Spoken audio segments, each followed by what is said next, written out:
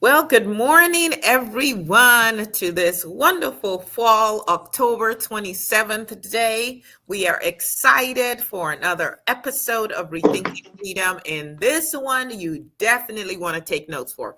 Now, we know there are many of you who listen to us as you're driving to work. So I'm going to tell you ahead of time, you want to, after you get to work, go to our YouTube channel at Rethinking Freedom, and you want to get your notepad out and take notes. This is an incredibly important episode that we really already had an episode that we were going to share with you today. But given what is going on in the state of Texas, where I'm based, and the constitutional propositions that are on the ballot right now, some of you may know that we have early voting going on right now. We felt it was imperative to dedicate today's show to just talking about these propositions. As usual, I am your host, Aya Fubara Eneli, and I am excited to go through these propositions with my guests, Camille Howard, and soon to join us, Gwen Simmons. And I will tell you a little bit about each of them. Now, for those of you who are brand new to Rethinking Freedom, you know that this is not just a show. This is a movement. Our goal here is to get us thinking critically about what freedom means and what it is each of us are willing to do to bring about and to maintain the freedom we claim we want. Because, as Ida B. Wells Barnett told us, the price for freedom is eternal vigilance. And what we are seeing in our times is that when you think you have some rights, when you think you have some freedom, and you are not doing what it takes to maintain it, you may just find it snatched out from under you. So today with me, I have Camille Howard. She is a veteran and a concerned citizen. I have marched with this woman from Georgetown all the way to Austin in the hot Texas sun. I'm marching with Reverend Barber and the Poor People's Campaign. She has been a stalwart in our community, always speaking for truth and justice and freedom, serving our young people, serving our elders, just being the kind of person who is about the freedom of all humanity. And also with us today is Gwen Simmons. Gwen Simmons has a strong passion for helping others learn and grow. She and I have gone door to door canvassing, knocking on doors again. People got dogs and non-solicitation signs. And listen, if you have never gone door to door campaigning, you're missing out on all of the fun of meeting your neighbors at a whole different level, and also really seeing your community at a whole different level as well. She's married and is a proud mother. She's also a veteran. She also serves as an ordained clergy. She says she's not a policy nerd, but let me tell you, she's a wealth of knowledge, as you will find out as we go through these propositions. And she is a Texas voter who for sure is trying to keep her family's budget stable and her community safe. And I think that's something we can all embrace, right? So let's jump right into it, ladies. Welcome to Rethinking Freedom. Thank you for having us. Now, Camille happens to be out of town. I wouldn't tell you where, but she is making a sacrifice to be here because it is that important. So there are 17 propositions that to the proposed amendments to the Texas Constitution. Texas Constitution is amazing. You know, we think about the U.S. Constitution and it takes a whole lot in order to amend the U.S. Constitution. But Texas Constitution, it seemed like not so much, because they tend to put up the amendments in off-cycle years when there is much lower voter turnout. So you find out that it's like 1%, 2% of voters who are making decisions that impact the entire state. And once it's in the Constitution, like, it's codified, right? So these aren't just legislative, policies or things that can be changed from one legislation, from one legislative body to another. It's codified in the Constitution. This is really, really important. And so first and foremost, we got to say to people, it is early voting right now. Please go out and vote. But we also want you to be an informed voter. So let's start off, because we got 17 to get through and we only have so many minutes here. Let's start off with Proposition 1. So I'm going to read the proposition. They always write it in English to confuse people, kind of like they do with the STAR test, they do with the SAT and ACT. You can't just give plain language so people can understand what they're saying. I'm going to read the proposition, and then Gwen, Camille, you guys jump in and say, are you saying yay or are you saying no? And maybe we have a few seconds to explain to people why we're making our recommendations. So Proposition 1 says, the constitutional amendment providing for the creation of the Permanent Technical Institution Infrastructure Fund and the Available Workforce Education Fund to support the capital needs of educational programs offered by the Texas State Technical College System. So in other words, this was a system that was established in 1965 for technical vocational education. It has 11 colleges across the states that offer 2-year degree certificates in technical and vocational areas. Sounds good. They serve 11,436 students. That's what they served in 2023 through 2024. If passed, this amendment would use $52 million to create a permanent fund to support this system, and earnings from the fund will be used for capital projects to continue to support the educational programs offered by these colleges. What is your recommendation? Should people vote yes or no on this amendment? I say no. Okay. Only because Texas Technical College is not a public college, correct? It isn't. And actually, there are community colleges across Texas that serve as many as 700,000 students. So I don't know why we're carving out this portion. Correct, for this, because if he's talking, so in the Texas Tribune, they stated that the reason this proposition is here is because they have lack of skilled workers like plumbers and welding, but we have all those same programs at our state junior colleges, right? So why do we need to fund Texas State Technical College for this? They already get funding, one. And does this write a blank check for them? Or could it be essentially a blank check later on down the road? So wait a second. Gwen said she can't hear us. Gwen, can you still not hear us? Yes, I'm fine now. Okay. So my take on it generally is that you don't use a constitution to deal with budgetary issues. Exactly. Because once you put it in the Constitution, then you have no flexibility to make any adjustments or changes in the future. So why are you making this a constitutional amendment? And then the way you write it, you leave it open to do and manipulate it the way the board wants to manipulate it. Where's the checks and balances? Who's going to do the checks and balances on this? And oh, by the way, the board is all appointed by the governor, who has been governor forever and apparently intends to die in that position. I'm glad you pointed that out, because I always tell people follow the money. Why does this need to? When it comes to budgetary issues, you never want that to be codified in your Constitution. That would be, so I'm definitely a no on this one. How about you, Gwen? Yes, definitely a no for all those reasons that you have. I think it was a good goal, but it's too locked in. And then I don't see that they have any guardrails also. When I was in the workforce, businesses actually paid for their own employees, the training and the certification. And so that was part of the argument when I was doing my research, that it would help businesses, with technical training. But again, you've already addressed the fact that we do have 2-year colleges, that offer those 2-year degrees and certifications. So my biggest thing is that you have a fixed amount, and it is fixed in the budget. I have an issue with that. Okay. So y'all know on Proposition 1. Proposition 2, The constitutional amendment prohibiting the imposition of a tax on the realized or unrealized capital gains of an individual, family, estate, or trust.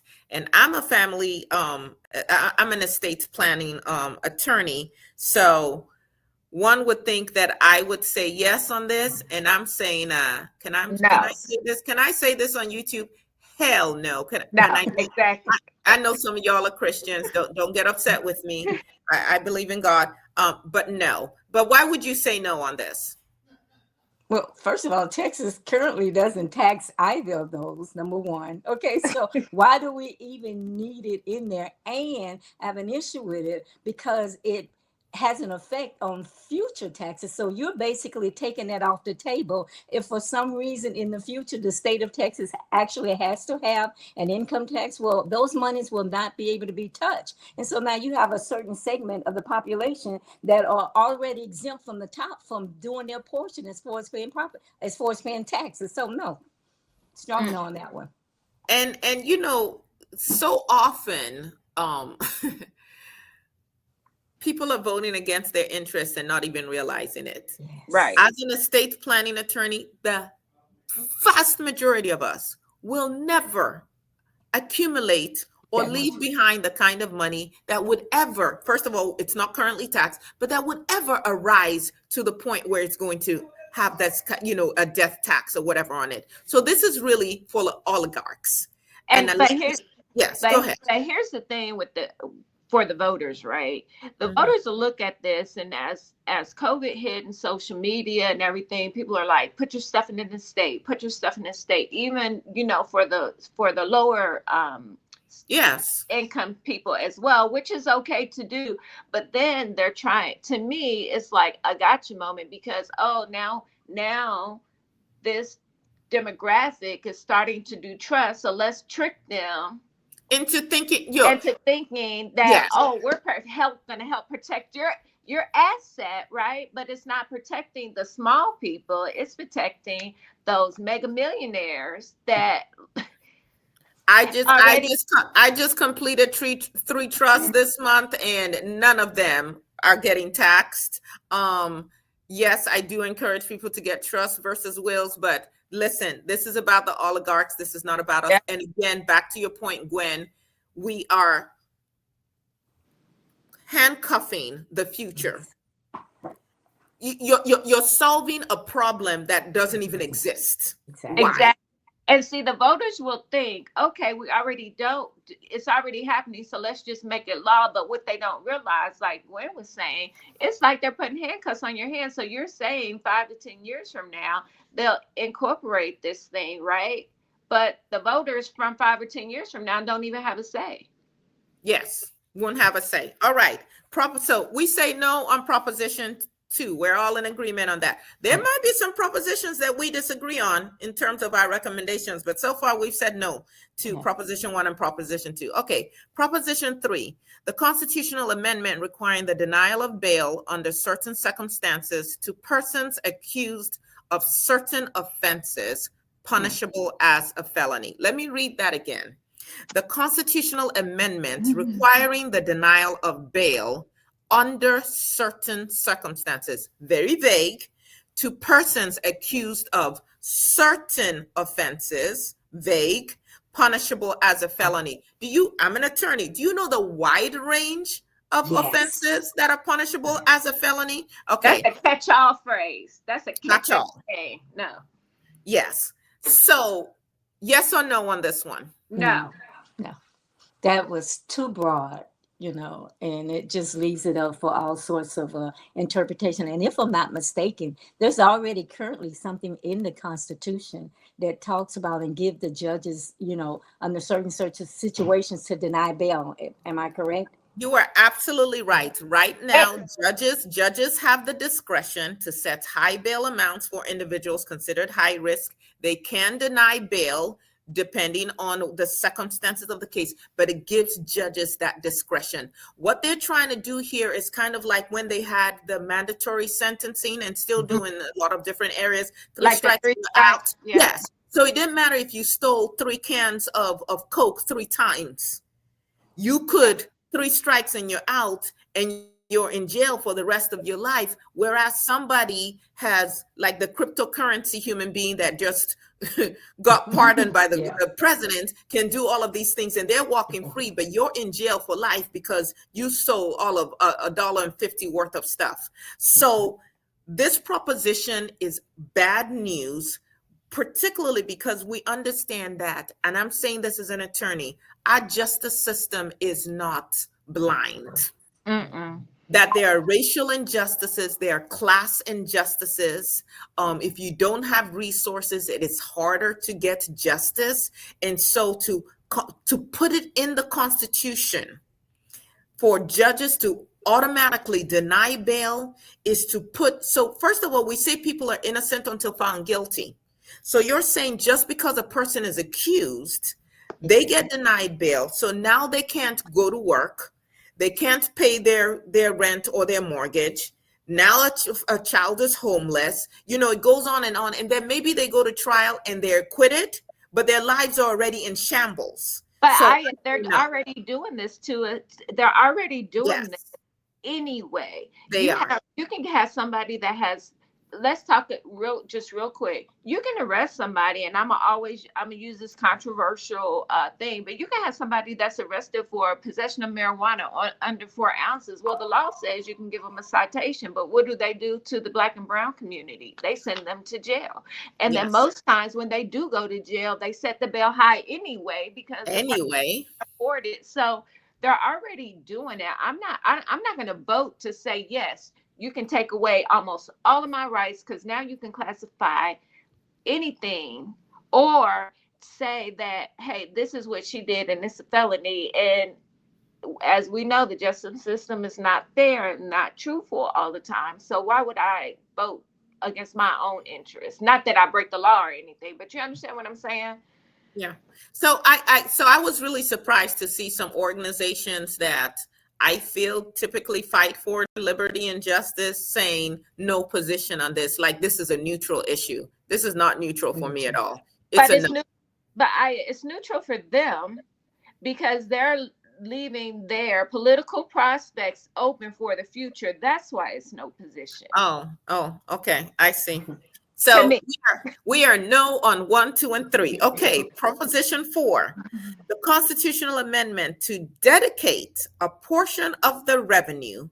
They did a lot of stuff with taxes and budgets in Yeah. this go around. Okay, the constitutional amendment to dedicate a portion of the revenue derived from state sales and use taxes to the Texas Water Fund and to provide for the allocation and use of that revenue. The Texas Water Fund is a special fund created in 2023, and you got to know the history, and administered by the Texas Water Development Board, totally appointed by Greg Abbott, to assist in financing water projects in Texas. Who had that task before? The Texas Water Development Board. This proposition would provide that in each fiscal year, the first $1 billion of sales tax revenue in excess of $46.5 billion would be allocated to the Texas Water Fund. This funding would continue through 2047 and would be used to address future water needs in Texas. The amount could be adjusted by the legislature with a 2/3 vote. What say you on this one? No. No. And basically the same reasons as Proposition 1. You're taking $1 billion off the top to go directly into this water fund. There's nothing about oversight, how we're going to ensure that that money is going to be used for what they say that. And then I thought about it later on. So, well, what if, they decide, okay, we're going to do this project, but the funding may not actually be there. But in anticipation of this 1 billion being deposited, they may go and make commitments. And now it's at the point where we've already signed these contracts and made these commitments, but the money wasn't available for us to pay for it. So now what's going to happen? And then I started thinking about these AI centers, the data centers. they talk about it. I was reading an article that said that they're going to require a lot of water. A lot of And water. yeah, so I'm like, okay, what impact will that have on it too? Are we financing these large data centers in their use of water, in the States? I know that I was listening on the news earlier that I believe it's in Bryan College Station, that they've started building one. And some of the And I residents. believe in Tyler, there's a community that actually went to court to say, hey, this land should not be used for that purpose. And the judge told the plaintiffs that they had no standing. Because the person who had died and donated that land basically to the city had said it was supposed to be for public park use, and now it's being redirected to these AI centers. So there's a lot going on. But again, it comes back to that issue of oversight. It comes back to, are we just handing money to Abbott's and his friends to have slush funds to play around and do whatever they want to? Why we have elected officials who are supposed to make decisions and have transparency, and let us know what is being funded and what the bidding processes are and all of that. Again, why is this going into a constitution? These should all be issues that are at the legislative level in terms of what the legislative body comes together and decides in putting together a budget. I don't understand why it's going into a constitution. So I say no on this one. And I know that they're going to pull on people's heartstrings because water is an issue. Yes. We're all concerned about it. And we're like, oh yeah, we're planning ahead. We're being proactive, taking $1 billion to fund projects. Pay attention, people. There are a lot of smokes and mirrors.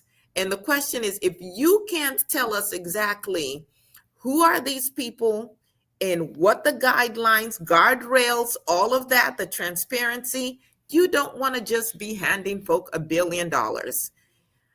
Yeah, that's my take on it. All right, Proposition 5. The constitutional amendment authorizing the legislature to exempt from ad valorem taxation tangible personal property consisting of animal feed held by the owner of the property for sale at retail.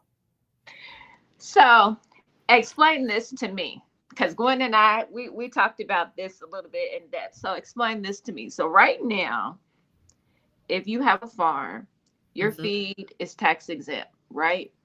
So are you telling me now that the buyer is tax exempt and the seller is tax exempt? Yeah, so if I buy my feed, I have some chicken. Yeah. If I buy my feed from Tractor Supply or from wherever I buy it from, that retailer, right, all that feed is tax exempt. So the question I have for people is, we complain about bad roads. We complain about we want our hospitals funded.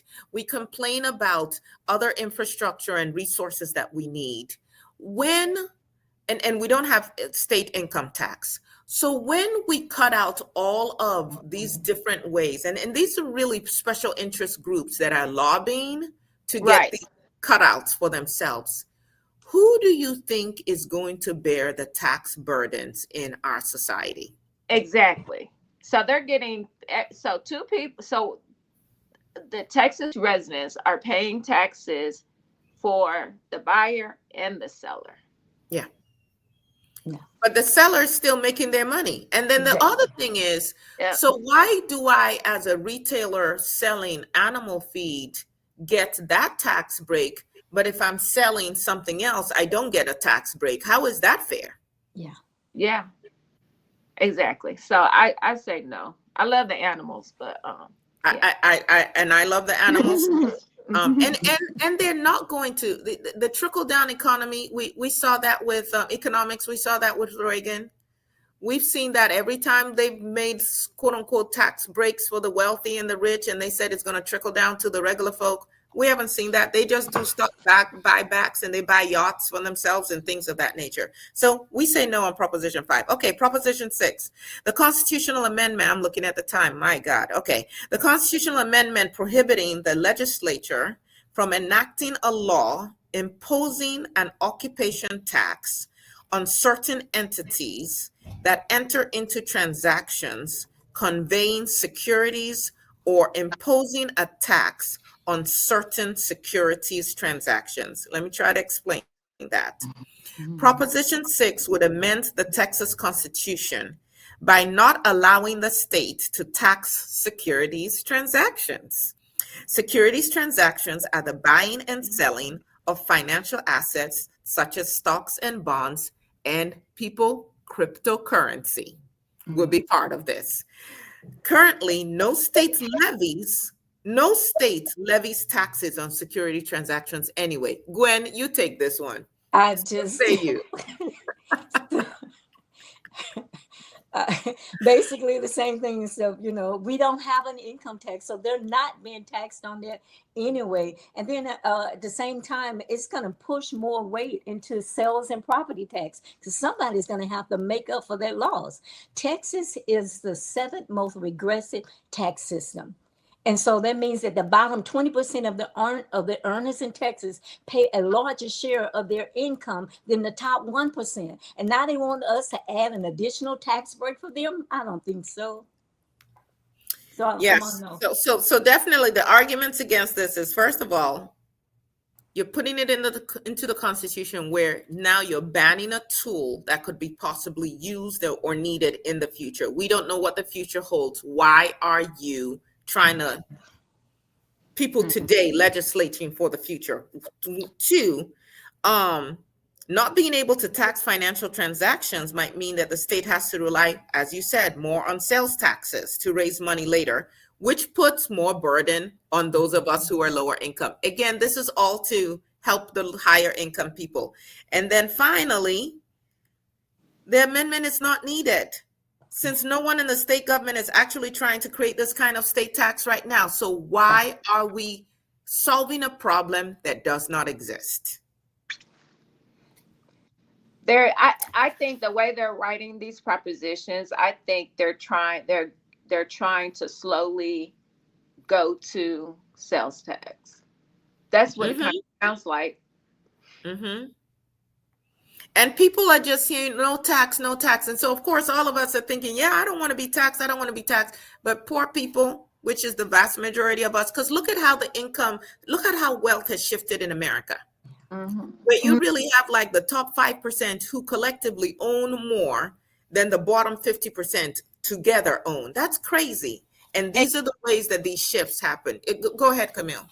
No, I was just going to say, and I was reading somewhere, I can't remember where, but they were talking about how everything is set up right now. By the time we hit 2030 or 2037 or whatever, the percentage of someone making 15,000 a year, I think somewhere I read, will go to 74% by then. Because like right now it's like 15, right? 15% we're being taxed, and it slowly goes up and it slowly goes up, where in a few years it's just going to jump up.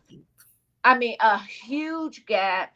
And people aren't thinking, they're looking at here and now. They're not looking at the future and seeing how it's affecting us. So I think I'm a no, because it's going to set us up later on. We're going to get, if they don't pay attention with this tax stuff and all they hear is no tax, they'll look up and they're the 15,000 that some people are making, or even 20,000. You're talking about living poor now. They're going to be destitute. Well, and a prime example of that is the whole reason the government is being shut down right now. They're really trying to create more cuts to give more tax cuts to the wealthy. And the way they're doing it is to cut health care for poorer people. And so, yes, the wealthy, if depending on what happens, will get their tax cuts. And then you at this level are paying double, triple, quadruple the premiums for your health insurance. Do you see how that's a tax on you? Yeah. While you're putting taxes for someone else. All right. Proposition 7, the constitutional amendment authorizing the legislature to provide for an exemption from ad valorem taxation of all or part of the market value of the residence homestead of the surviving spouse of a veteran who died as a result of a condition or disease that is presumed under federal law to have been service connected. Yes or no? Yes. Yes. Yes. Okay. So on this one, I am going to say yes. First of all, it's Yeah. my husband works for the Veterans Administration. Maybe I shouldn't say that on this thing. The hoops that our veterans have to jump through to prove disability, to even prove that you died from a cause related to your service, it's so much. I mean, I know veterans right now who are suffering all kinds of illnesses as a result of what they were exposed to. And so, yeah, I say yes on this one. I say yes. Yeah. Okay. All right. Proposition 8, the constitutional amendment to prohibit the legislature from imposing death taxes applicable to a decedent's property or the transfer of an estate, inheritance, legacy, succession, or gift. Like they're back to this again. They're just Yeah. like, okay. So if passed, this amendment would prohibit the state of Texas from imposing a tax on the estate of a deceased person, commonly referred to as the death tax. The state would still be able to impose or change real estate title and motor vehicle transfer taxes or normal property taxes. And they're saying, well, it avoids double taxation since inherited assets have already been taxed previously during the deceased person's lifetime. But others are saying, wait a second, inheritance taxes can generate revenue for the government to fund public services and reduce budget deficits. And it encourages individuals to save and invest more during their lifetime and not just, oh, okay, I'm getting this inheritance, so I don't have to do anything. You guys say yes or no on this one? No. Okay. No, I think it's the almost the same as the other. Proposition 6 and 2. Yeah. Yeah. Yeah. So they just brought it back in a different way. Like if it doesn't pass on this one, it passes here, it passes there. We're gonna just keep hammering them. Okay. So let's go to Proposition 9. Okay, and we're finally, I think we're back on track here, time-wise. The constitutional amendment to authorize the legislature to exempt from ad valorem taxation. My goodness, if they are not trying to, why all these budgetary issues in the daggone Constitution? Exactly. Okay. The constitutional amendment to authorize the legislature to exempt from ad valorem taxation a portion of the market value of tangible personal property a person owns that is held or used for the production of income. First of all, we know that in America, the average person reads, they say, at about a 6th grade level. Mm-hmm. Folk are in the booth and you're like, What is this? and you're doing, okay, it's a 50-50. Like back when we took tests, it is true or false. Well, I got 50-50 chances, one or the other, right? Okay, but what is the explanation? Local taxing authorities such as cities, counties, hospital districts, school districts, and local college districts tax personal property held or used for the production of income. This is a source of income used by these entities to pay for the services they provide to residents. Business personal property that is held or used for the production of income includes inventory, computers, office furniture, manufacturing equipment, vehicles, machinery, and supplies. This does not include real estate. This tax is applied whether such personal property is owned or leased. Currently, $2,500 of business personal property is exempt from ad valorem taxation by local taxing entities. This proposed amendment would increase that exemption to $125,000 and would simplify the reporting requirements. What say ye? Yay or No. No. It favors businesses at the expense of local residential taxpayers. And we're small business owners, and so, from a business perspective, we can say, yeah. But I think that being a part of a community is more than just thinking about yourself. Is this going to not just benefit me and stuff, but the greater good? And for that reason, I say no. I'm glad you brought up that you're a small business owner, because so am I. And when I read this, I was like, wait a second. Ooh, you know what this would mean on my taxes? I can write up this. I don't have to pay taxes. This would be a huge savings for me, because if you're smart with your taxes, like, Bezos and the rest of them who paid what, like 1%, Yeah. um, you can basically get to a point where you're not paying any taxes. But the question is, we all live in our communities. Yes. So after you've exempted from everything and you're doing good, but your car is breaking down because the road you drive on got more potholes and craters than the surface of the moon, then what?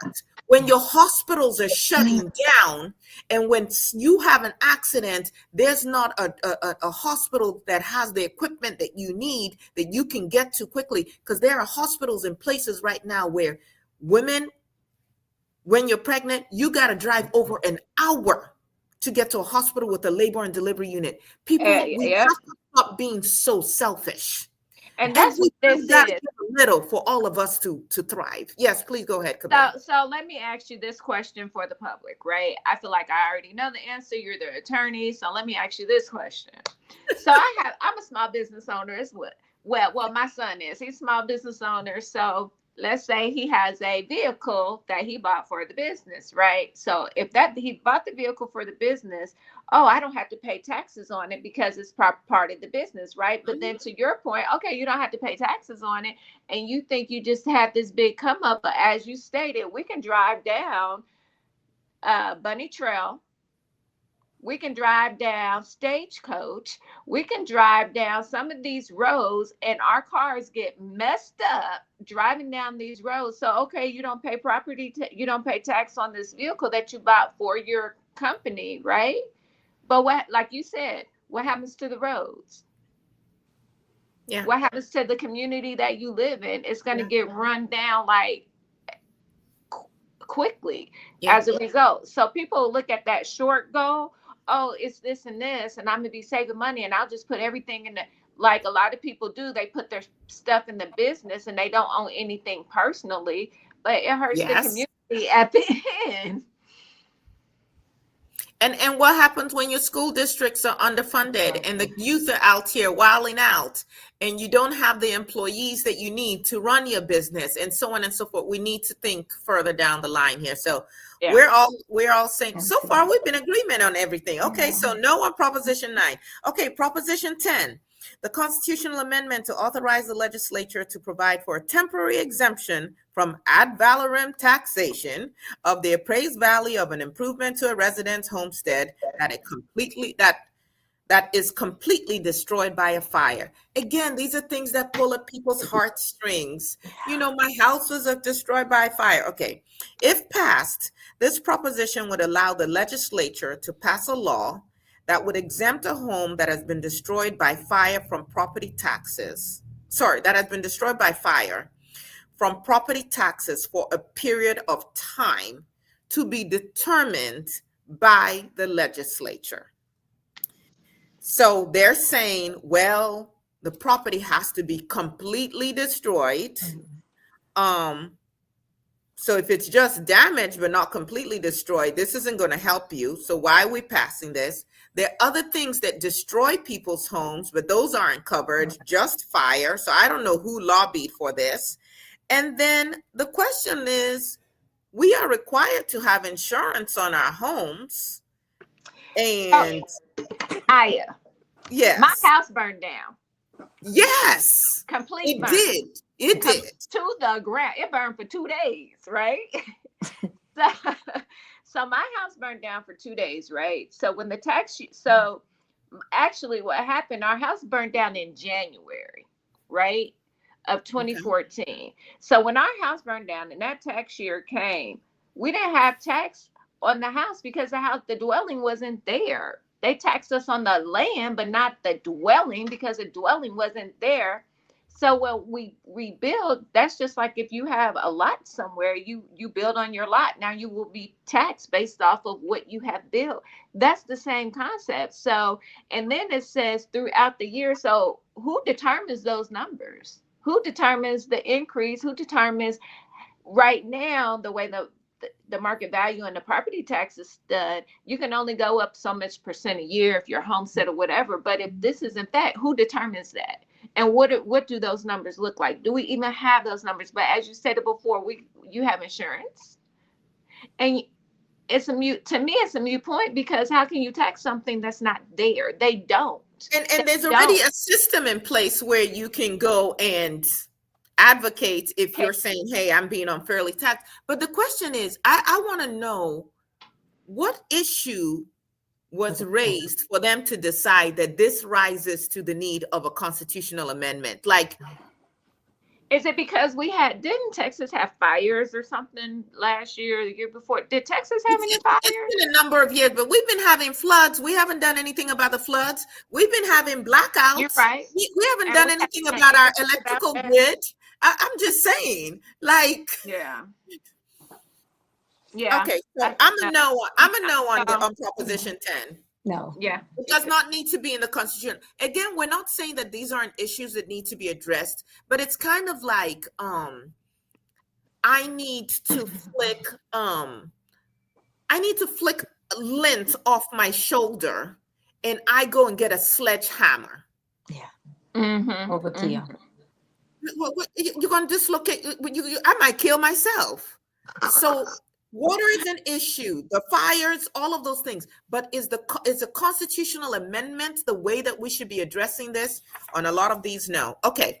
Proposition 11. I'm going to have to race us through. Okay. Proposition 11. The constitutional amendment authorizing the legislature to increase the amount of the exemption from ad valorem taxation by a school district of the market value of the residence homestead of a person who is elderly or disabled. Again, just enough to pull on our heartstrings. Yeah. Elderly, disabled. Okay. The proposed amendment would authorize the state legislature to increase the property tax homestead exemption for persons who are age 65 or older, or who have disabilities, from the current $10,000 to $60,000. This amount is in addition to the regular homestead exemption. In addition, the legislature haven't yet, but plans to appropriate funds to reimburse impacted school districts. The additional tax exemption would take effect for the year that began January 1st, 2025. What say y'all? No.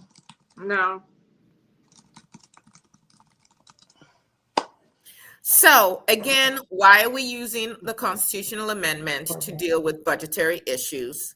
You're talking about, you do know that there's going to be an impact on communities because a lot of our schools and all of that are funded through property taxes. So you increase the homestead taxes with deductions, which I would love. You reduce how much taxes are being, collected by your community. They're saying they plan to reimburse. It doesn't say at what level they will reimburse, whether it's 1-to-1, whether it's 20%, whether it's 40%. Our government often gives us unfunded mandates, right? They also, I don't also see, I've tried to do the research to see, have they done any research to show what kind of numbers are we looking at? The truth of the matter is that when you look at where the wealth resides in America right now, there are a lot of elderly people who are very wealthy compared to younger generations. So just the fact that a person is 65, don't immediately think, oh, infirm, that means they're poor, they're broke, they're whatever. Exactly. 65 and older actually have more resources than people my age and younger. Now, are there some elderly who are struggling? Absolutely. But let the legislature do their research, the budgetary process, go through whatever it needs to go through, and we very precisely address issues as opposed to constitutional amendments like this that force us into certain positions. Yeah. There's no need for this proposition. Correct. All right. Proposition 12. The constitutional amendment regarding the membership of the State Commission of Judicial Conduct, the membership of the tribunal to review the commission's recommendations, and the authority of the commission, the tribunal, and the Texas Supreme Court to more effectively sanction judges and justices for judicial misconduct. So this is basically Who gets to discipline the judges? Who gets to police the judiciary? And this is what currently exists right now. Okay, so this is what they're trying to change. They want to increase the number of appointees on the State Commission on Judicial Conduct. They want to increase the number of appointees by the governor from 5 to 7. Right. Okay. And then they want to increase the number of and they want to take the number of appointees by the Texas bar. These are the people who actually went to law school, who actually know the ethics rules and all that. They want to decrease their number on this commission from 2 to 0. Okay. And then they will leave the number of appointees by the Supreme Court at 6.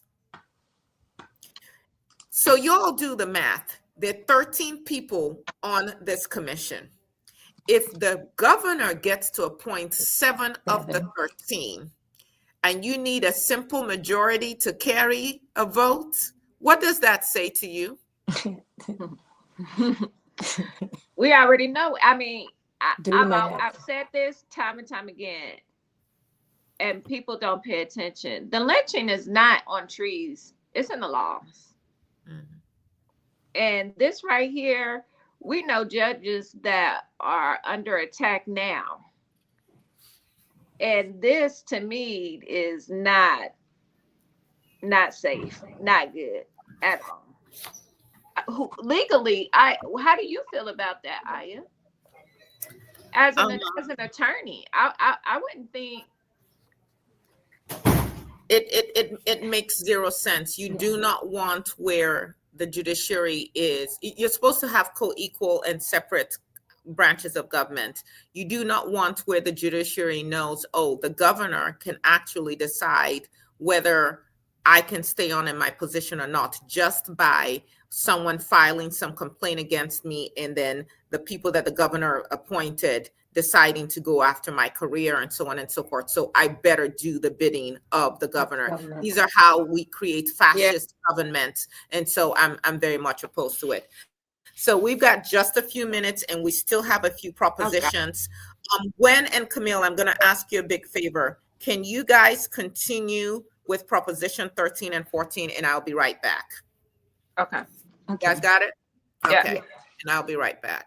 So Proposition 13 reads, the constitutional amendment to increase the amount of the exemption of residential homesteads from ad valorem taxation by a school district from $100,000 to $140,000. This amendment would increase the amount of the school district property tax exemption on a homeowner's residence so that your home's value, of your home value, $140,000 would be exempt from school district property tax. Whew. Yeah.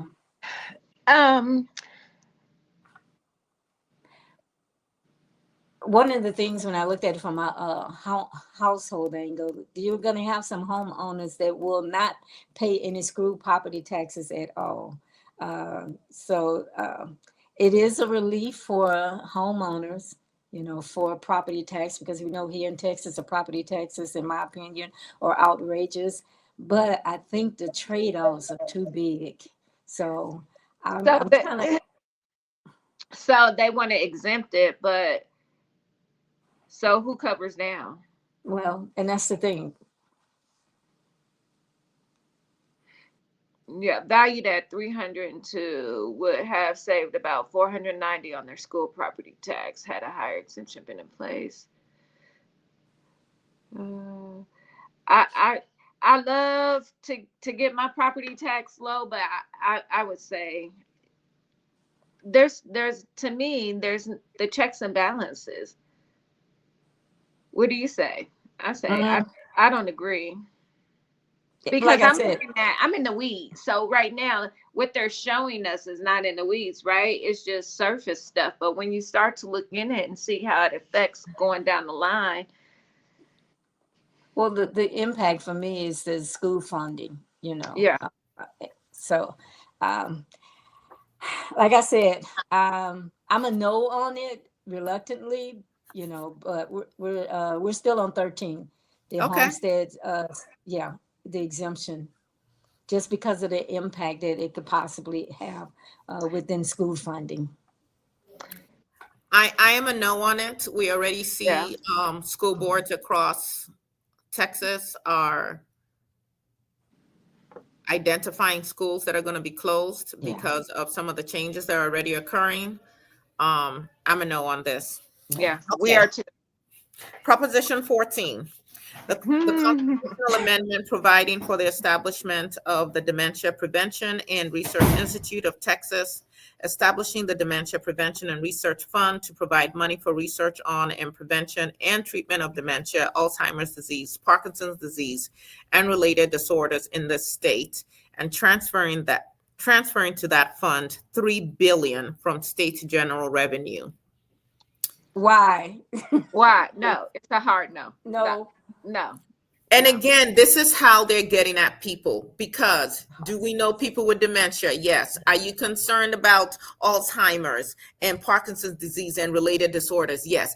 Is a constitutional amendment the place to take care of these things? No. It's a hard no for all the reasons we've already discussed. We have ways that we address this. And anything in the Constitution that is giving you a hard, this amount of money needs to be transferred, but you're not telling me who is this institute? Who constitutes this institute? Is it the, no, too many, it's a hard no. No regulation.